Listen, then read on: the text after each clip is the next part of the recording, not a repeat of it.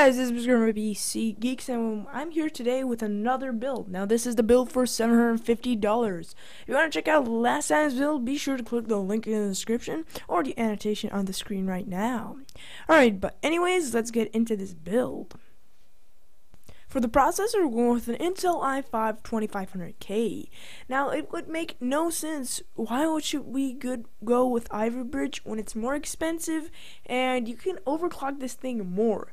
It's about the same of performance than the 3570K, and this is going to be well worth it for about $210.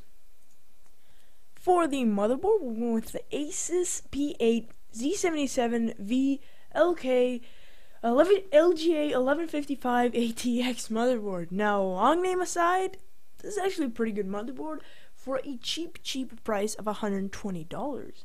Now, you get USB 3, you get a USB 3 header, and you get AMD Crossfire support as well as NVIDIA SLI, I believe. For the hard drive, we're going with a Western Digital Caviar Black. And this hard drive is very good for the money. It's about $60 right now, and you can even get a 2 terabyte hard drive for about $100. And if you want, you can go for 2 terabyte option. But we're going with a 1 terabyte to fit it into this video. For the video card, we're going with a GTX 660 from EVGA. This is right now $199. If you find one for cheaper, grab it. It's a real good graphics card, and for 1080p gaming performance, this is the best you can find at this price point.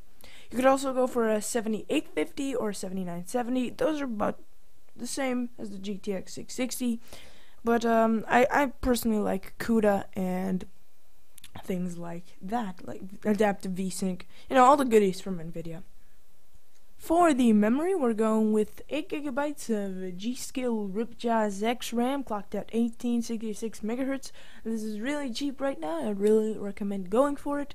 And yeah, just solid RAM all around. The CAS latency though on this one is 11. So if you're looking for editing, I would go with a bit lower CAS latency RAM. For the PSU, we're going with a Corsair CX 500 watt.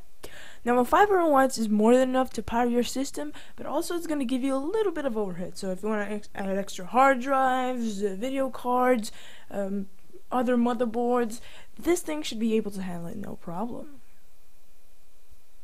Alright guys, we're down to our last component, the case. We're going with the Radiamax Super Hurricane mid-tower case. Now this is a really cheap case, and in my opinion, it looks pretty cool. Now some people don't like clean cases, but if that's your case, well, this is not really that clean. I mean, it's simple, but I still think it looks pretty cool.